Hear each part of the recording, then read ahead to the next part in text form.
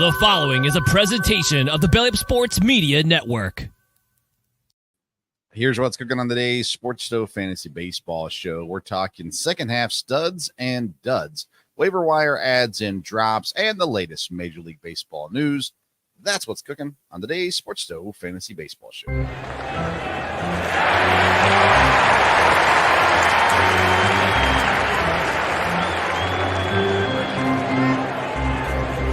Play ball!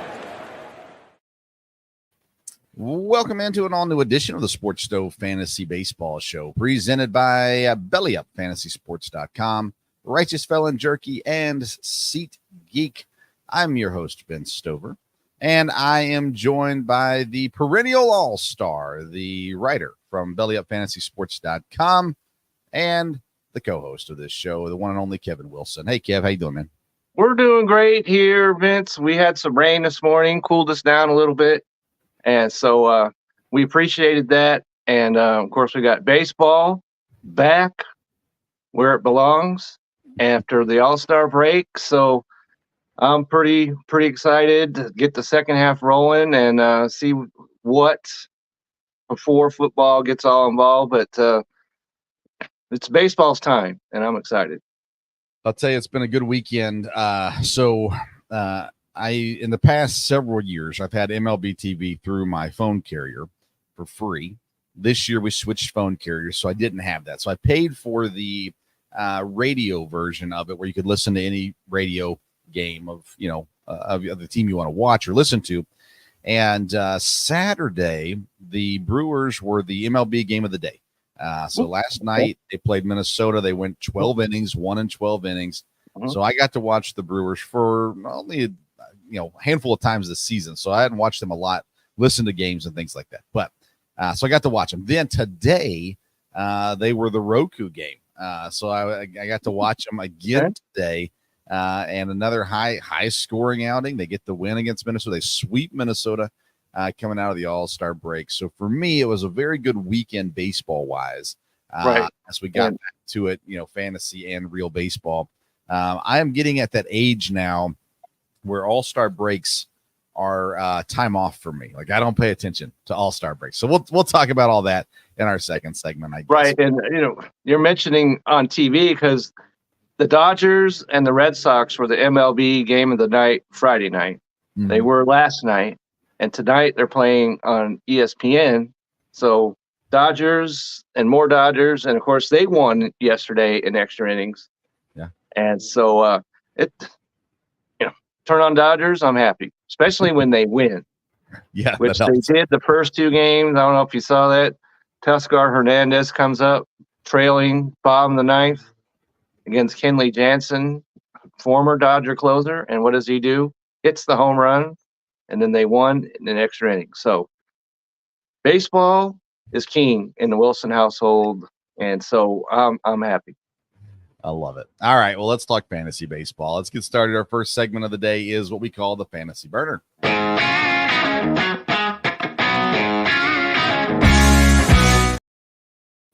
Our Fantasy Burner segment is presented by SeatGeek. You want to get tickets to go to a game? Now's the time to go check them out. SeatGeek.com.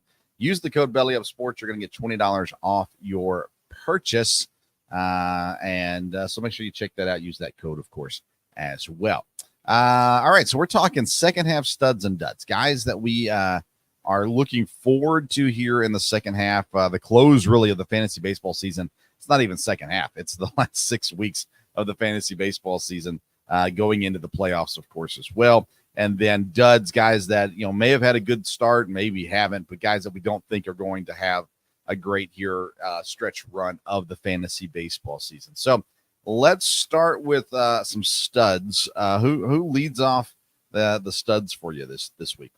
Well, the player that leads off the studs for me is one that I saw that some were writing about to be cautious of, and I'm not buying any of that. And that's Seth Lugo of the Kansas City Royals, okay, who only today pitched his first major league complete game. And so true was against the White Sox, but when you look at this, he gave up 5 runs before against Boston in one start. But around that, before the break. He did that, but around that 2 or fewer runs, 6 starts are surrounding that one bad start. And so he is a guy that if I had him, I don't have any shares in any league that I'm in Seth Lugo, and I wish I did because I'm buying completely into Seth Lugo. And if I did have him, you'd have to blow my doors off before I'd be looking to trade him. Because, like I said, I'm all in on Seth Lugo. I like it. I think it's a good pick. I agree with you. As he's had a phenomenal season, of course, and I'm overall down on the Royals for this next stretch. But that's in real baseball and fantasy baseball. I still think there's a lot of value on that team, and I think Lugo. I agree with you. I think Lugo will continue to have a good rest of the season. I'm going to go with a guy that we were big on around the draft and preseason rankings and all that kind of stuff. And he started off kind of slow. He's been decent as of late for sure. But I think he's going to have a really solid final stretch. And that's Cincinnati Reds Spencer Steer. Again, coming into the year, I was really high on him. If I remember right, you were too, Kevin. I absolutely was. On the season, he's batting .242, 15 home runs, 61 RBIs, 44 walks, 15 stolen bases. And that was at least as of last night. I'm not sure what he did today, but in the last 2 weeks of worth of games, he's hit 267, so a little bit of an increase, a good bit of an increase actually. 4 home runs, 7 RBIs, 6 walks, 2 stolen bases. He's in my opinion is just now becoming what we thought he was going to be at the beginning of the year, and I think he's going to maintain that and maybe even exceed that the rest of the way. As you mentioned, I'm high on him as well, and I saw that he was starting to slow down a little bit. But when you're hitting in Cincinnati, that'll snap anybody out of a slump. So I'm in on him as well. The second guy is also a pitcher, and he's currently on the IL, but he's getting ready to make his first start of the year, and that's Cody Senga of the New York Mets. And so he's been out with shoulder, and he's going to make his debut. It's a little tough debut Friday against Atlanta, but we're talking the whole second half. And so he is a guy who he's younger than some of these other guys that are trying to come off the IL, and the Mets are in a much better position than they were a year ago. And so I win it. If you're in our league, don't go to Adam because I already did that. I put him on my IL. So I'm ready to activate him when he's ready to pitch. So I am in on him. I think he's a very talented guy. And so put me down, all chips in on Cody Senga of the New York Mets going down the stretch. Awesome. My second guy is a guy that is not available in any league. He's not okay. Disappointment this year, but I really think here he's getting ready to turn it on full bore, and that's Trey Turner in Philadelphia. There are superstars that have not performed. There are superstars that have performed. He was injured for a time as well, but I really think we're getting ready to see him turn it on the rest of the season. I think he's going to be a fantasy all-star here in the next 6 to 8 weeks. And I think he's a guy that's really going to be – he's hitting .339 on the season, but he's only got 12 home runs, 12 stolen bases, had an amazing July. I just think that he's going to carry that over and throughout the rest of the season be one of the best fantasy players in baseball. Okay. He'll get no argument for me on that. And my next guy is also a guy that has a bigger injury history than Turner does. And but I'm ready to slide in and give him a high five and welcome him into my stable of faith in players, and that's Byron Buxton of the Minnesota Twins. Wow. Okay, so he has hits in 9 of his last 10 games. He had 4 straight games of 2 or more hits, and he had 2 home runs today. He had runs in 5 straight games. This guy is a hitting machine right now. And if he can maintain his health, no one's ever doubted his ability to hit the baseball. So if he can stay healthy, and I know that's a big if, but from what I've seen, he looks healthy, and I'm ready to buy in on him. So Byron Buxton, Twins, count me in. That's amazing. So I went a different route in this category, and my last guy that I've got here is a guy that I think we would look at generally as a disappointment. Although his fantasy number isn't horrible, it's actually not bad at all. But if we were to say his name, you'd say, has he overachieved or underachieved? You would argue he underachieved, and that's Vladimir Guerrero Jr. in Toronto. 292 on the season, 16 home runs, only 59 RBIs. Toronto has been a massive disappointment as a whole. There's a lot of rumors about guys that are going to get traded and different things that they could do in that area. At the end of the day, Guerrero, he's sitting at 254 fantasy points right now, which is not bad. And I think that there's everything that's surrounded Toronto up to this point, especially with these trade talks coming up now, I think is really going to get the attention of some of these guys. And I think they're going to start to focus in a little bit more and realize, hey, everyone's complaining. That's one thing. We've kind of pushed that behind us.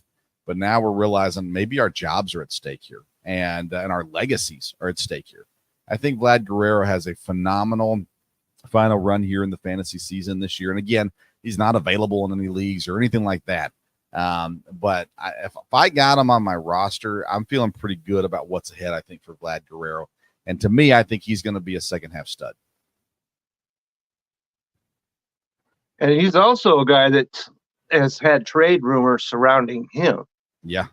And so if he gets moved, that only helps his case. I really don't see Toronto doing that, but if because they're out of it. So, and if he does, he's got value in anyway, but if he winds up going to another contender team, I'm all in on him as well. And my last guy that I have is a guy that you are very familiar with. He's been a little inconsistent, but he is in his rookie season. That's Jackson Chourio of your Milwaukee Brewers. Okay, so he's 5 of his last 9. 5 hits over the last 2 games. Home runs, 5 RBIs, 3 runs. Hits, but that's not all. Hits in 10 of 13 games. Runs in 7 of 8 games. So as a rookie, I don't think he might have already hit the rookie wall and worked his way out of it. So I think he's going to have a great second half. And so if you've got him on your team, I would reject any kind of overtures on him because in Milwaukee, of course, they're in the playoff run. And so I think he's going to be a vital part of your Brewers. And so I think he's going to still stay there and be a very major factor in that. So I like him going down the stretch a lot. He hit a wall really early. Started off, okay. And then he hit a wall. And I had him in every league.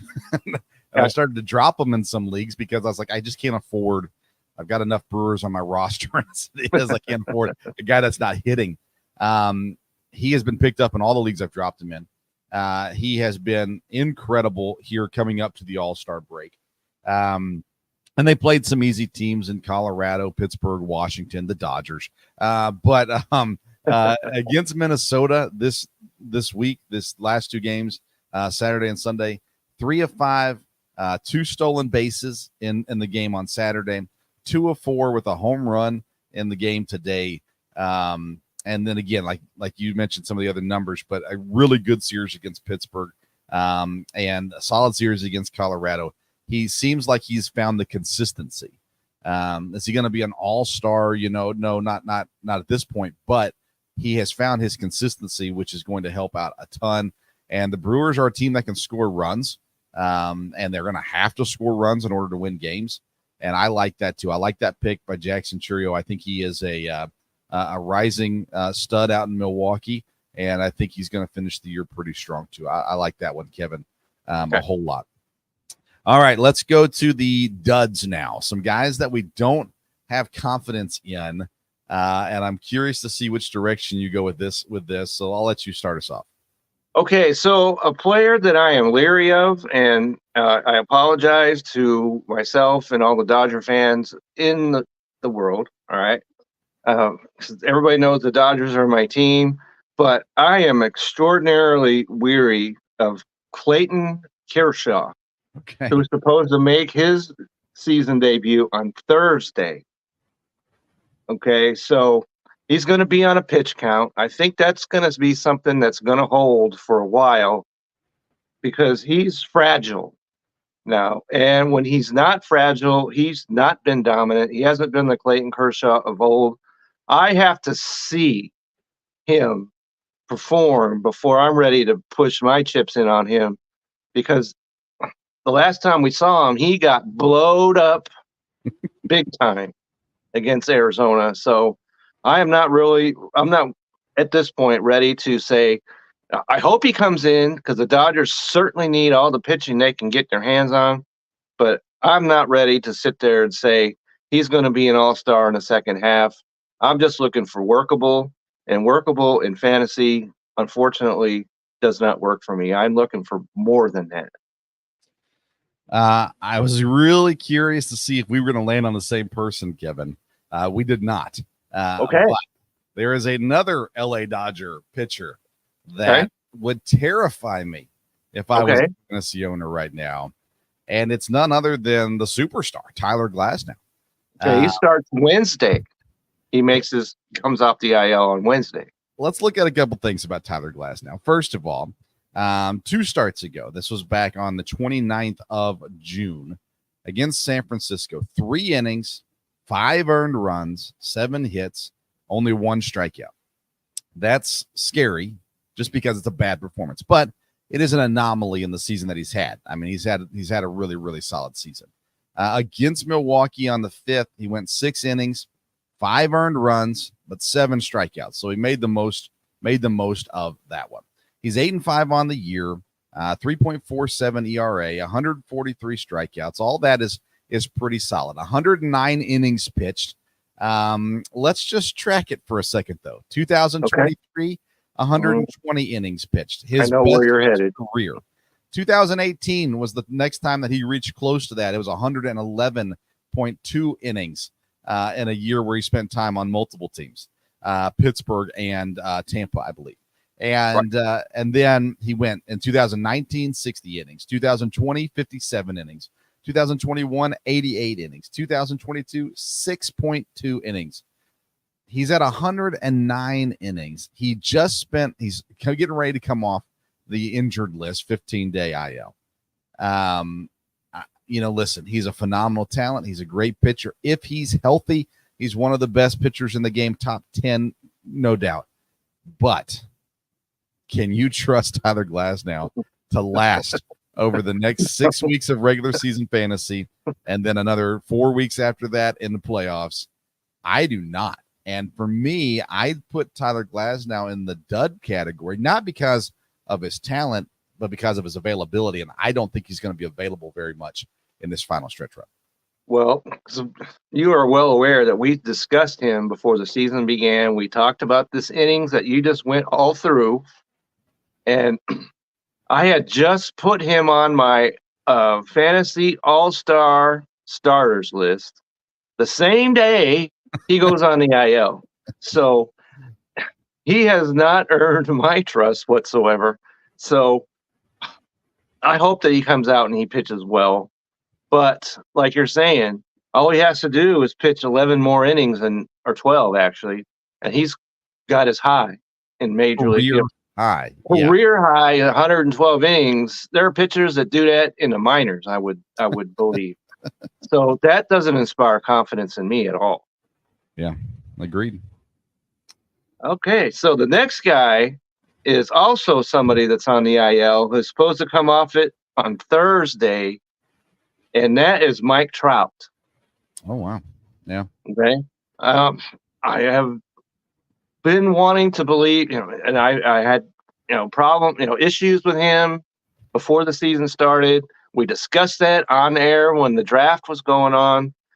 And so even though he had 10 home runs, he only hit 220 and he only drove in 14. That's almost impossible to do, hit 10 home runs and have 14 RBIs. And so I am not believing in him any at all. If he comes out, he's going to be, a guy.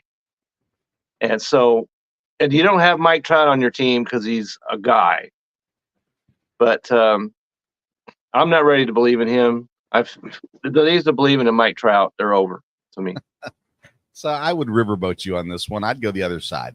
Okay. I actually tried to trade for Mike Trout recently in a league, and I wasn't offering much for him, of course, but there's zero pressure. The Angels are under no pressure. They're a bad team, but they have a good manager. They've got a guy who knows how to manage people. Yep, I do. I've seen him in Texas for many years, so I'm well aware of that. Trout is still a great baseball player. Is he where he was? Definitely not.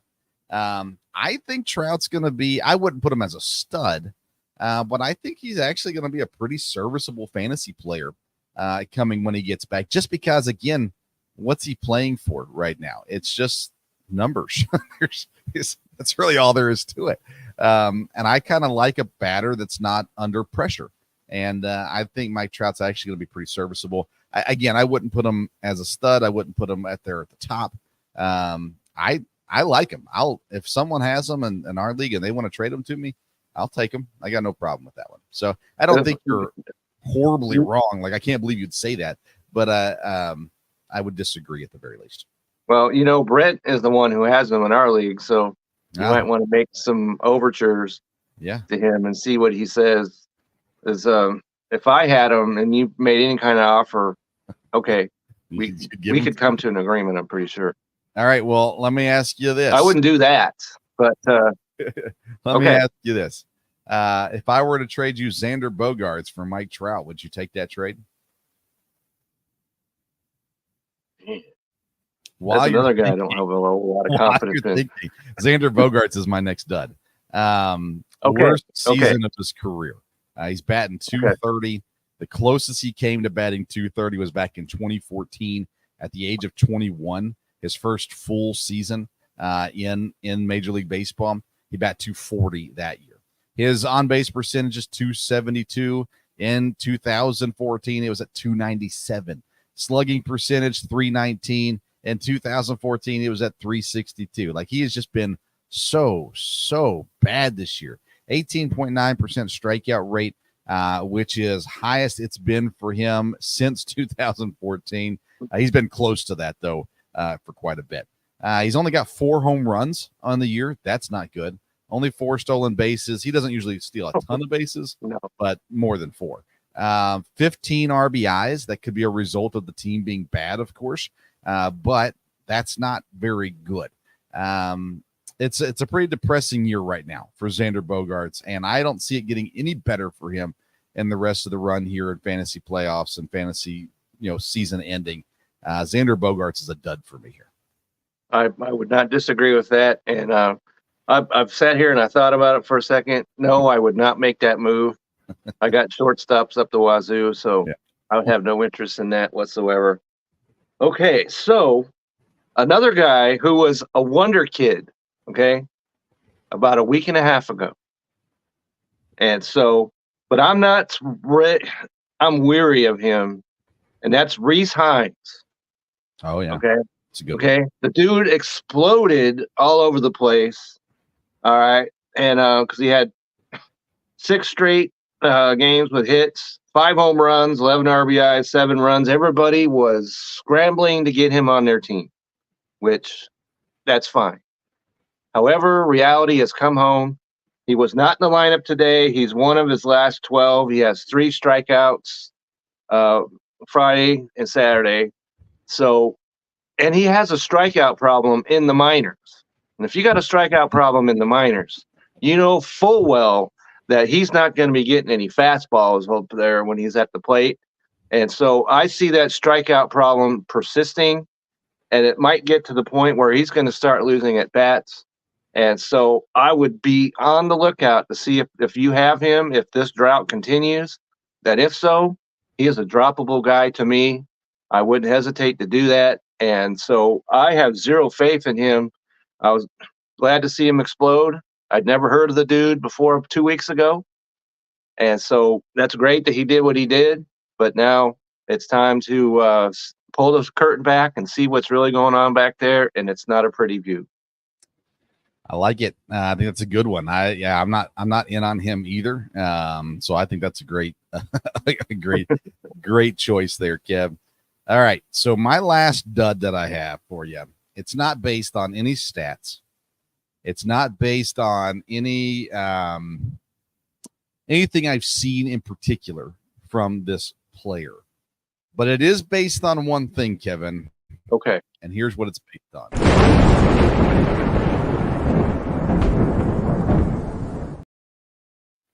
The council curse. Okay. Been real. We've covered it every single week.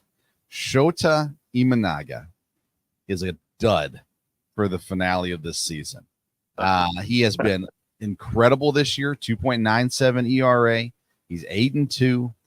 97 innings pitched so far. He's been striking guys out. He's been playing some really, really good baseball. But it's about to turn. And just call it a hunch if you want to, but you will be calling me right.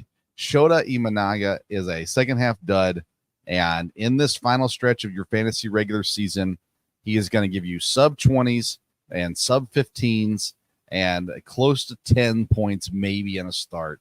Shota Imanaga is a dud going forward. Mark it down. Okay. At 7:28 p.m. Central Time. You heard it here first. That's there for you. All right, Kev. You got another dud? So there you go. I'm just going to throw this out there real quick, and he's looked like a dud already, but I can see that continuing. That's Jose Barrios. We mentioned Toronto earlier. It's a horror show going on up there. And but he's at 85% rostered, but his ERA is up to 4.01. He's given up 14 runs over his last 3 starts. It's looking really, really, really ugly, and it's kind of late to see if he could try and get anything for him. But I would see if I had him on my roster, and see if I could get anything before it gets even worse, because I see that going steadily. It's already downhill, but he's headed toward the crater, and I would not have any confidence in him if I had to have a guy pitch me to the fantasy playoffs. I want no part of it. I like it. I like it very much. Very much. All right. That's our fantasy burner studs and duds for this week. We are sponsored by SeatGeek. Go to SeatGeek.com. Use the code BellyUpSports to get $20 off your purchase. It is time to move forward, though. Segment number 2, the call to the pen.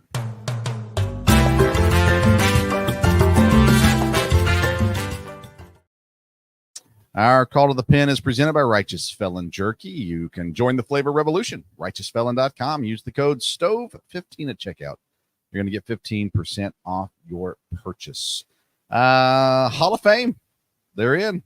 England, phenomenal guy. Adrian Beltre. Todd Helton, one of my favorites, non-Brewers in baseball, mainly because he's got Tennessee ties. And then Mauer goes in as well. Any thoughts on the Hall of Fame class for this year? Well, I had the pleasure of seeing Adrian Beltre play here in Texas. So, and it's obvious that right away when he came on board that he was a guy who wasn't going to put up with any nonsense, an intense guy, and he played extremely well. I saw the list. He's at the top of every single category you can name as far as third baseman all time. And so fabulous player, fabulous competitor. And so I liked seeing him play. And I know Todd Helton is a guy that were like, well, he hit in Colorado. Well, he hit everywhere else too. And so I was glad to see that. And Joe Mauer, maybe not quite as much on him. He got in because he was a catcher. Let's be honest about it. And but still, as a catcher, he could swing the bat. Yeah. And so all those guys are deserving. There have been some guys in recent years that you could call into question. These 3 guys, I don't think you can. Surprising the Council curse didn't affect Leland. If I remember right, Council played for Leland when he won his World Series in Miami, right? I believe so. That's right. Him and his weird batting stance. That's right. Yeah, so surprised that wasn't impacted there. Congratulations to those guys. Like I said, Todd Helton, just being a Tennessee guy, was always paid attention to him, and he played really good baseball for a really long time in a place that they had some good teams, of course. But congrats to all those guys, though, for sure as well. We have a new longest home run of the season. Came in this week. Jorge Soler goes 478 feet straight out to center field. So congratulations to Jorge Soler. He did something good at least this year. Good for him. Okay. There's that as well. No major trades yet, Kevin. The Brewers, by the way, acquired a relief pitcher today who immediately went to AAA. So I'm not sure what that means, but hold on. There have been several smaller deals that have taken place so far, but nothing major. It's going to ramp up. How long till it ramps up? Well, the Rangers, for instance, they were thinking, oh, maybe we could get back in the race, but then Baltimore came in here and beat them 2 out of 3. And so I see they got the White Sox in their next 4 games. If after the end of that 4 games, they have not made any progress, then Nathan Eovaldi and Kirby Yates better start getting their affairs in order, because I think they're going out of town. And I don't think a lot of teams are going to wait until the last day. There are going to be some trades. I'm pretty sure we'll be talking about trades by next Sunday. Okay, that would be exciting for sure. I mean, you've got some teams out there most likely to trade, to buy, not sell. We're not talking about sellers, we're talking about buyers right now. Right. Teams that are not your major, your Yankees, although they're in a battle. They're in second place right now in the division as well. But I'm thinking of teams like the Mariners, who were first place, and now they're dead even with the Astros. The Twins, who have been chasing the Guardians and have had some good moments there. The Red Sox, who are in the wild card race, and they're not out of the division race, but that's not the expectation for them. But they are a team that could be a very aggressive. Teams like the Diamondbacks and the Padres. We know the Padres aren't afraid to spend some money and take some big swings. So maybe those kinds of teams. I don't know if teams like, well, let's talk about the Braves. Another injury today. Yes. So Albies is done. He's done for at least 2 months, if not longer. What do the Braves do here with trades? Do they just say, hey, listen, we just got to trust our system and take what we got, and we're not going to win a World Series with this team anyhow, so let's just play it out? Or do they go after somebody? I don't think they say that, because also Max Fried went on the IL today. Wow. And so their rotation is a mess because of the injuries. Now they need to make a trade. They need to go out and find a second baseman and bring him on board, and maybe a bat or two. And so I see the Braves making them, because they are in the number 1 slot in the wild card in the National League. They don't want to see that go down, because they know that if you're in the wild card, you have a shot. And so Atlanta's going to be I think they're going to be aggressive. And so they're going to bring in the second baseman. They're going to bring in some pitching help. So just be ready for that, because Ozzie Albies, just his presence, even though he wasn't having the greatest season of all time either, but his presence kept things on an even kill. Now they don't have him, so they're going to make a move. Do you make a big move, though? Like, do you put up Matt Olson and say, let's see if we get back 3 Major League Baseball players to fill out our roster, help us out, maybe an arm and a couple bats, and you give up Matt Olson, but you kind of replace him with people who are contributing, people who can contribute. I don't know what team that would be with, but I don't know. Do you take a big swing, or do you go and say, okay, let's see if we can find a savvy vet on a bad team? Maybe you go even like a Cody Bellinger or a somebody off the Nationals, a Rooker from Oakland. Those kinds of things. They're not they're not massive moves. You won't have to give up, your top prospects or one of your better players. I don't know. To me, if I'm Atlanta, I'm just going, you know what? We're not going to win this year. We're going to make the playoffs, and that's good. But with the amount of injuries we have, let's just play it out and see what happens. I wouldn't be looking to do any Olsen kind of deals, but they've got some prospects. I would call up Oakland. You mentioned them. Zach Geloff, their second baseman. I would have him on my list. And you mentioned Rooker, who has gone absolutely atomic. Yeah. And so those are two bats you could probably get. You trade them some, here's some cash, and this guy we found, hanging around the stadium, and they could probably get together some kind of deal and get both of those guys, and then you fill up 2 spots in your roster on your lineup, and I think you'd be okay. All right. Fair enough. I think Houston's a team to watch. I think they're going to make a big swing. I think you're looking at guys, names like Pete Alonso, Cody Bellinger, Vlad Guerrero. That's the kind of swing they're going to take. Now, whether or not they land one is a whole other thing, but that's the kind of swing they're going to take.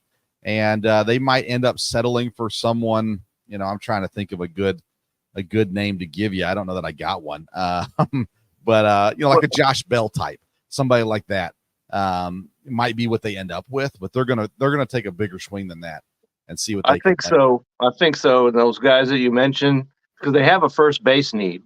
Right. And so those guys that you mentioned, they could land one of those guys that their lineup is secure now. Yeah. And so one of the guys that we could have talked about, we have faith in, Brown, the pitcher. And I think he had a bad start a couple times ago, and everybody was like, oh. But then he's come back around. He's pitched extraordinarily well. So I think their pitching is going to be okay. I think their hitting, if they can get a first baseman, it's okay. And so I think they're going to make a big move. And Josh Bell is not the big move. They're going to make a big move. Yeah. And it's coming. Let's run through the divisions real quick. NL East, again, it's the Phillies. I mean, they would have to absolutely implode to lose the division, but the Mets are still there. They're still in the wild card scene. Braves with these injuries, I don't see the Braves catching them. I don't think that division's really any fun to talk about, so we won't waste time there. No. National League Central, the Brewers and the Cardinals are the race right now. The Pirates closed out going into the All-Star break very nicely. Again, we've talked about it already with Paul Skeens. How long is he going to pitch? When are they going to shut him down? Jones already had some issues injury-wise. I'm not worried about the Pirates. I hesitate to even bring them up, but they are in the wild card race. So there's that. Cubs moved out of last place with their win. The Reds on a 4-game losing streak, now back into last place.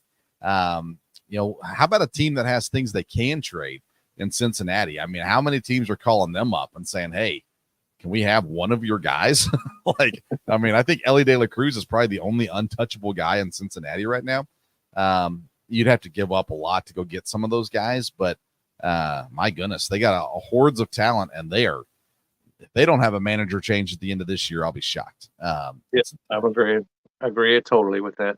NL West, again, it's the Dodgers division to run with. They're not going to lose it, even with a bad week. They really didn't lose any ground. They won, of course. They're two straight now, and they're playing right now. So yeah, and they're winning right now. Okay. Diamondbacks and Padres all knotted up there in second place right now. I still have more confidence in the Diamondbacks. Another team, Kevin, that I think we could see make a pretty big move, maybe to add an arm to that rotation. They've got some room to put people in at the bat, so I think they just need their guys to start playing well. At the end of the day, Diamondbacks on paper should be really, really good. So I expect to see them. And again, they're in the wild card hunt with the Padres as well. There. In the AL, you got the AL East, you got Orioles, 2 games up on the Yankees right now. Both of them still playing really good baseball. Their stats are so incredibly close to each other. It's just going to be a fun battle all the way through. And we've talked about the Red Sox a fair amount the last week or so. They're a legit team. They're in the wild card race, and depending on the moves they make, we could see them being a fun playoff team at the very least. But I'm counting the Rays and Blue Jays. Well, Blue Jays, of course. I'm counting the Rays out too. I don't have any confidence in them. No, and I wanted to carry the banner for the Rays because they deserved it going into the season, but all momentum was lost there. So, no, they're out. AL Central, the Guardians are the team that we have the most confidence in, but the Twins are trying to be a threat. The Royals are not going away either. They've won 3 straight now, coming out of the All-Star break as well. An interesting team. They got a lot of talent. Their pitching has been really solid. I just don't have confidence in the Royals, but I'd be all for them making a run here in the last part of the season. Do you have more confidence in the Royals or the Twins? I have more confidence in the Royals because of their top 3 guys in their rotation. That's nothing. Minnesota can't match that. And so if they were to go out and add some offense, that would help them a lot because I think their bullpen's fine. Just get some offense and they could battle. The West, AL West, at this point, it's Astros, Mariners. I'm ready to count the Rangers out, Kevin. How about you? I am too. Unfortunately, even though I'm wearing my Rangers shirt today, and because they won today, but they did not look competitive Friday or Saturday, so I am no confidence in them, as I mentioned earlier. I think they make some trades. The guy I have no confidence in, we could have mentioned, is Max Scherzer as well. And I don't think any other teams out there that want him. Nathan Eovaldi, like I said, pack your bags. Yates, pack your bags, because I think you're headed out of town. Yeah, Rangers are 5 games under 500 still. Their run differential's -2. Yeah. I just don't trust This is a team who had, plus 100 and something in run differential a year ago. Yeah. And it just hasn't happened for them this year. They were a dynamic team. I wonder what's different if when the season's done, they go ahead and re-up with Jordan Montgomery. I know he hasn't been great this year, but he had that long layoff. What happens if they just get that deal done? They keep pretty much the team together, and they just come into this season ready to go. They had injuries and stuff, too, with Scherzer and DeGrom, but, I don't know. I am shocked at how bad they've been.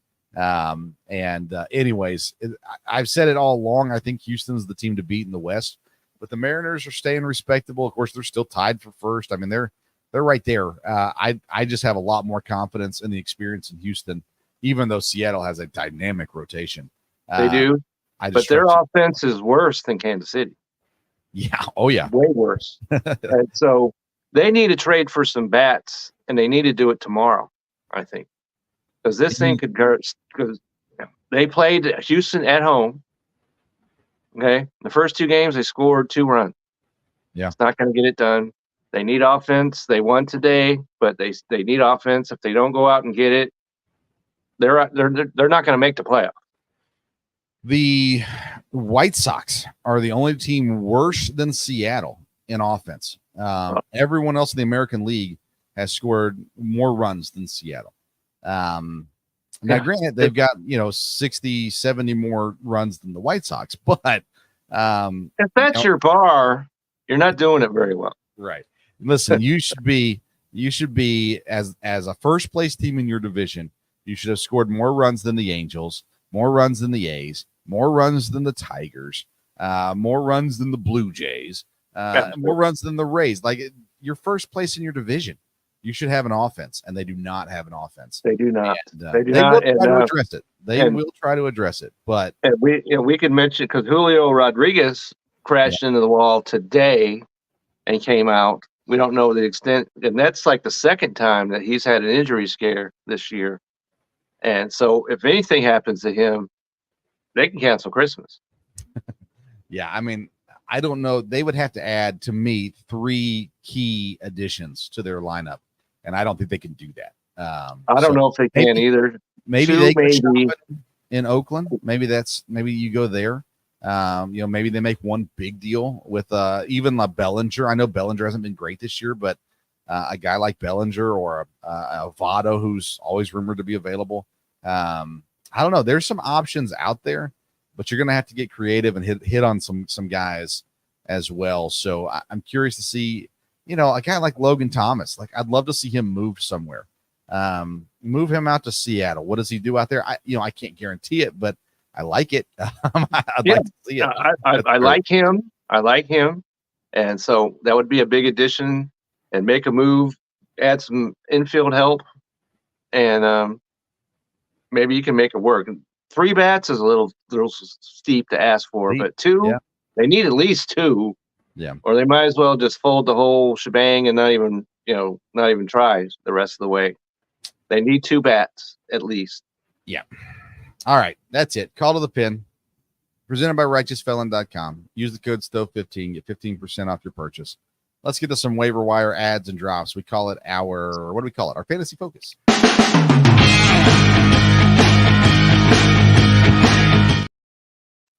Fantasy Focus is presented by BellyUpFantasySports.com, your one-stop shop for all things fantasy. Articles left and right, from football to baseball to hockey to basketball, whatever it is. You can find it at BellyUpFantasySports.com, including all of Kevin Wilson's articles as well. Although, you dropped an article. Not all. That's right. I dipped my toe into the Belly Up regular side for the first time in years. You ruined my speech. So, yeah, I'm expanding my horizons just a little bit, and that's what I do. I don't like it. Let's get into our heads and drops this week. Let's start with drops. Okay. I just want to I don't want to take. Yeah. Okay. Before we do that, I just want to ask you a question. Okay. Was there a worse thing I have ever seen than the AL uniforms they wore at the All-Star game? It depends on who you ask, though, Kev. My kids liked them. Maybe it's a generational thing. I don't know. I don't like them. I thought they were. I had to turn it off because I just couldn't bear it any further. Yeah. And I don't know what baseball is doing, and because the All-Star game was everything you could have wanted. You had Skeens versus Judge. You had Ohtani hitting a ball that may still not have come down. But then you look at these uniforms and you're like, how in the world did the first person look at those and give it the thumbs up? I don't get it. I cannot do all-star games. I just can't do them anymore. I find zero entertainment in something that means nothing. And even though it's superstars and it's all this stuff, and baseball, I think, is the best all-star game. It is. Hockey's fun the way that they do it, but I think baseball is the best setup for their all-star games. That being said, I can't watch. I'm not now. As a kid, I loved them. Like, I thought they were phenomenal. Nowadays, I don't know. Like I said, for me, it's a vacation. Okay, I don't have to pay attention to this. I don't have to use this to prepare for anything, so I'm not going to watch it. Okay, I just want to throw that in there.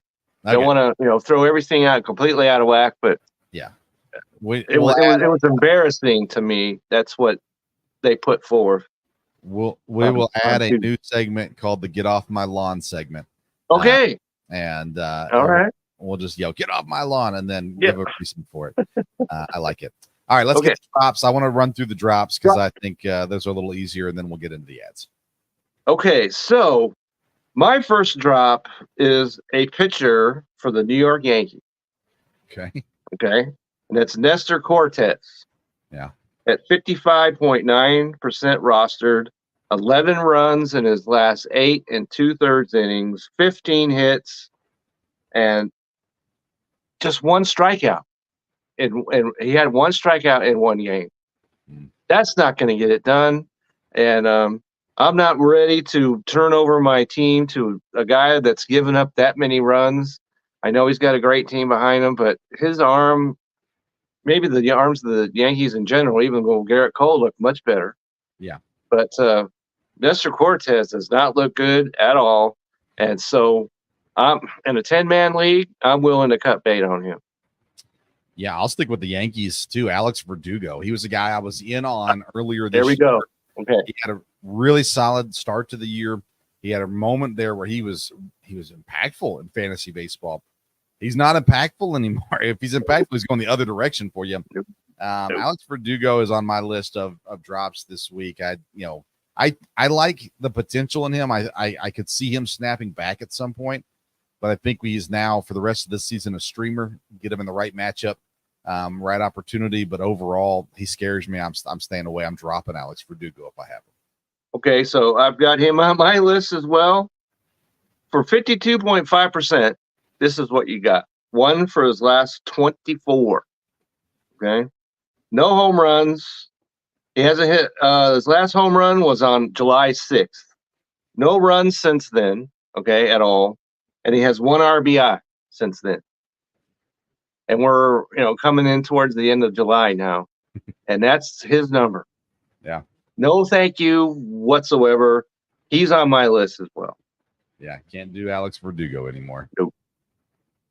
All right, so another guy that pitcher I have, which please don't have any confidence in this guy because that's Kikuchi, Yuki, however you pronounce this. Okay. In his last 9 2/3 innings, 11 runs. Okay. 11 hits, 5 walks, -3, and 6 fantasy points is what he's produced over his last 2 starts. Toronto, as we've talked about, we've hammered it home. They are sliding off the mountain. In fact, they're probably in the swamp by now. And so, and we could talk about several pitchers, and this is the second one I've mentioned. Yeah. And I don't have any confidence in this guy. And so he's rostered way too high for me. And the production that he's had overall isn't that great anyway. Sure. So, yeah, he's got to go. He's got 11 runs on 11 hits is always a bad thing. It's always a bad thing, unless you pitch 30 innings, maybe 40. 11 runs is not anything to write home about. I've got one more pitcher for you, and he's my last drop of the day. It's a Seattle pitcher. We were talking about how great the Seattle pitchers have been, but Brian Wu is a guy that I don't think is worthy to be on a roster right now. He's 39.5% owned. He's 4-1 on the year, 2.54 ERA. That all sounds good, but he did have a good outing today against Houston. 5.2 innings, 2 earned runs, 5 strikeouts. He gets the 21 fantasy points. But against Cleveland back on the 19th, he was 4 innings. That's not good. Against Tampa on the 24th, he was 3 innings. That's not good. Against the Angels on the 12th, he was 3.1 innings, 4 earned runs, 2 walks, and only 1 strikeout. There are good pitchers in Seattle. Brian Wu is not the one I want on my fantasy team. I was ready to list him until he pitched pretty, as you mentioned, well today. So I'm willing to stay on the plank, as it were, for him. Well, for what it's worth, Saturday he plays the White Sox. So okay, so there you have it. So and anybody that's pitching against the White Sox, and we're getting ahead of ourselves. So any Texas pitcher over the next 4 days that's pitching against the White Sox and available, add them. So that's just I haven't got to the ads yet, but there you go. All right. Any other drops? I do not, since you stole Verdugo. Awesome. We could have come up with probably 15 more drops if that's what we wanted to do. But I decided to be more positive today. Yeah, people like to listen to us for the ads. Let's give them some ads. Okay. I'm gonna start us off here. Okay. If I were to tell you, go out and pick up one Oakland Athletic. I've got them. I didn't prepare you for this, but who would that be? That would have been. I had him. He popped in my mind and popped out just as fast. But are you thinking of the outfielder that hit 3 home runs the other night? I am. Okay. I don't know what his percentage is though. That's not who I'm going to say though. So no, I wouldn't think so. I should have warned you. I should have given you a heads up on this. Okay. All right, my guy. He is an Oakland Athletic. He is owned in 2.8% of leagues. There is a guy, and I'll look him up. I want to say Leroy something, but I'll look him up in a second. He's been good, yes, but for me, it's a guy with outfield and shortstop eligibility. It's Max Schumann. I love what he's been doing as of late. Now, they did play the Angels in their most recent series coming out of the All-Star break, which is always nice. He went out for a 14-pointer with a home run, 4 RBIs, a 5-pointer with 2 runs, and a 2-pointer today against the Angels. Before that, against Philadelphia, though, in a 3-game series, he put up 7 points. He had two good games and 1 bad game in that series. Baltimore, he dropped 11-pointer one night as well.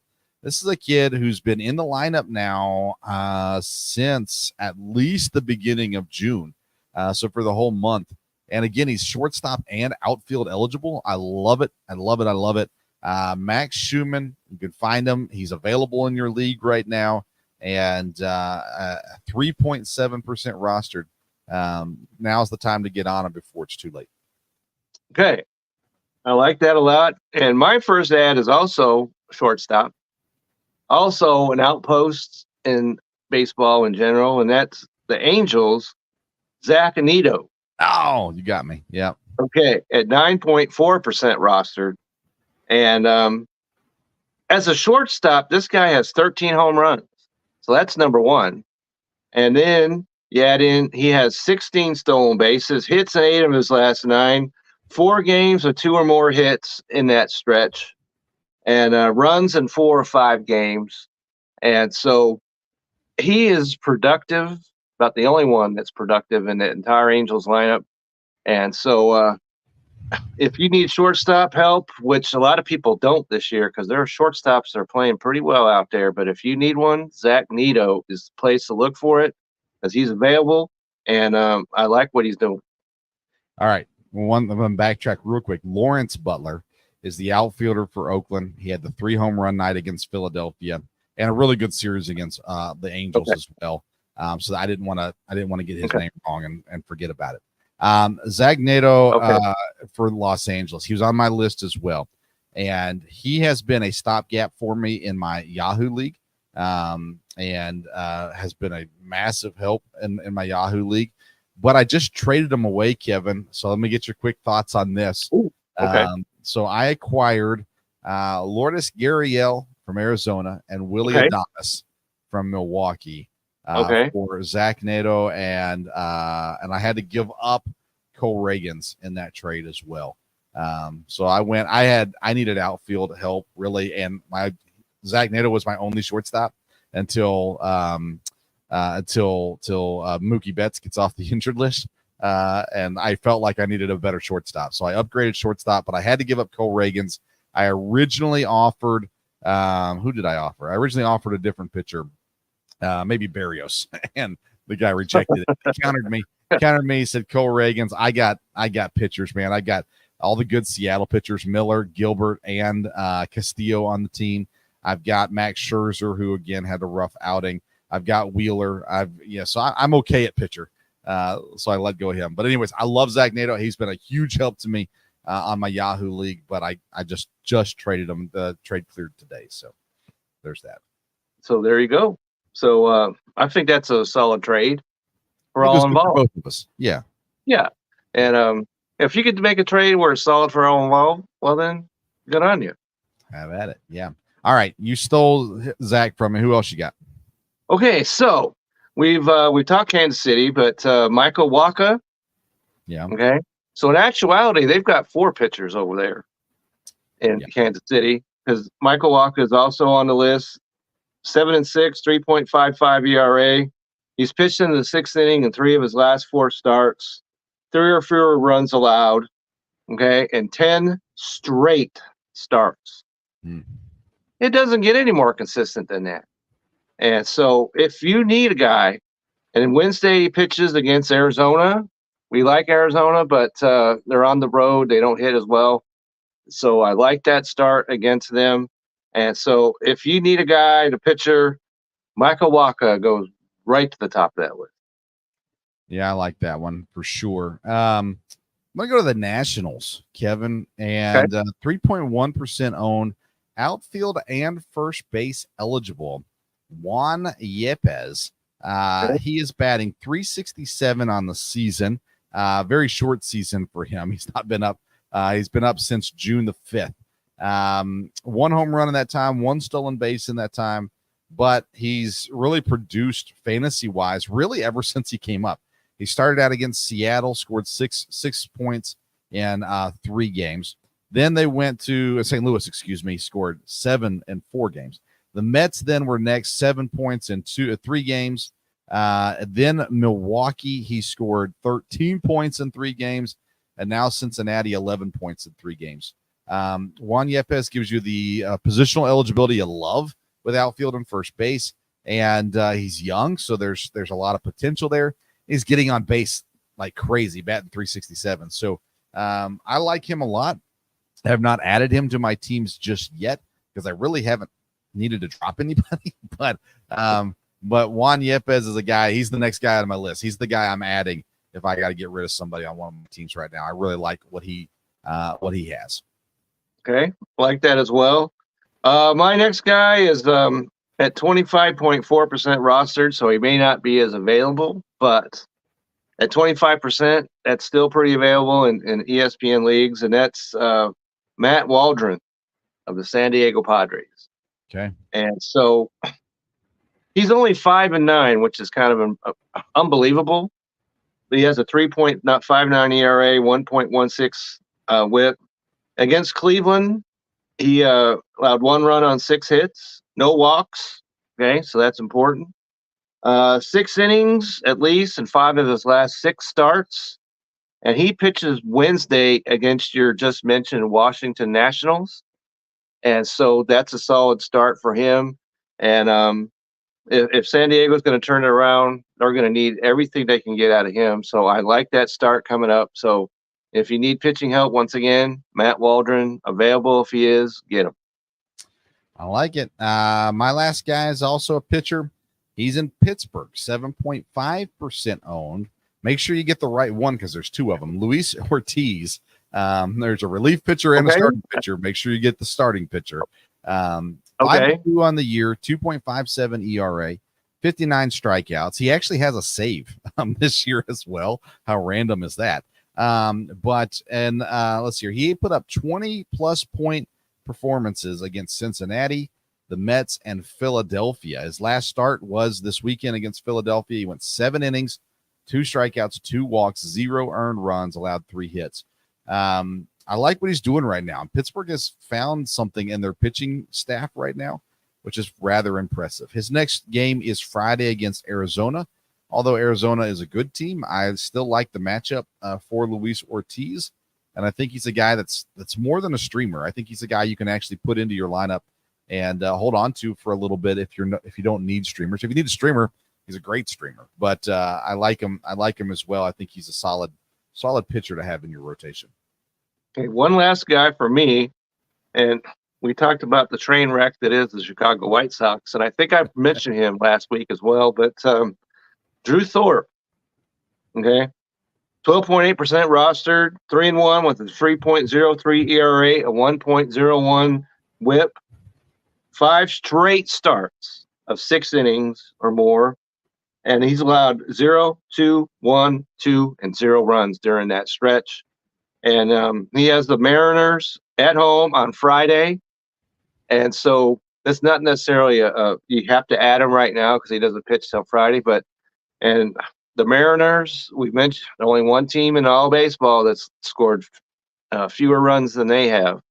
And so, especially at home, I like that matchup a lot. So if you can add a guy and you have the stomach to, shield your eyes and forget he's a White Sox for a minute, as I had him recommended on my article that I wrote for today, and he performed.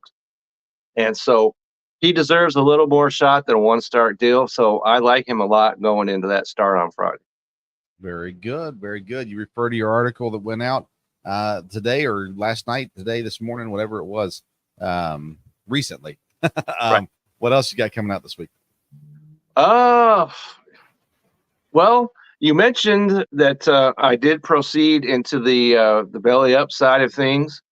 And because camps, for the NFL, they're opening, teams are reporting, and you might be wondering, maybe you're like me and a fan of the Seattle Seahawks, maybe not, but or if you're a fan of the Green Bay Packers, where do they report and when do they do it? It's all there, all in one place. Just go to that article on the Belly Up side of things, and it's there. And I wrote an article on the fantasy side about what we talked about last week, and that's starter, or players that we like that may be traded for. So that's on there. And then the article that you mentioned just a moment ago was the starters for today, because today was the end of a 2 week scoring period. Right. Yeah. And people might have needed, and there weren't a lot of options, but the options I did find all came through. Awesome. So that's not a whole lot of help because Sunday's over now. Yeah. But if you want to go to that and see if I know what I'm talking about, please feel free to do so. All right. Let's see your Sports Stove content this week. Tomorrow, 8 p.m., Sports Stove Local Hour. We're previewing quarterbacks and tight ends for EKU football, chatting with the QB coach, tight end coach, and I believe the All-American tight end as well. Tomorrow night. Then midweek, we'll have another show. It might be Thursday this week. I need to talk to my dad about that, but we'll have another show this week covering NFL North divisions. We started our NFL preview last week with the East divisions.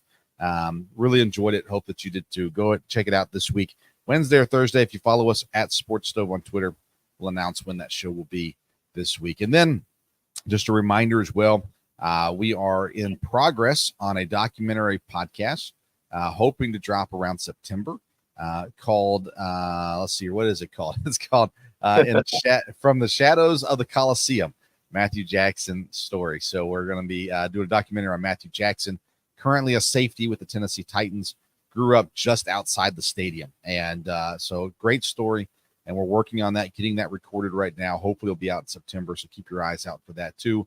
If you like underdog stories, if you like inspirational stories, if you like football player stories, you're going to like this documentary. It's going to be really, really good. So excited about that too.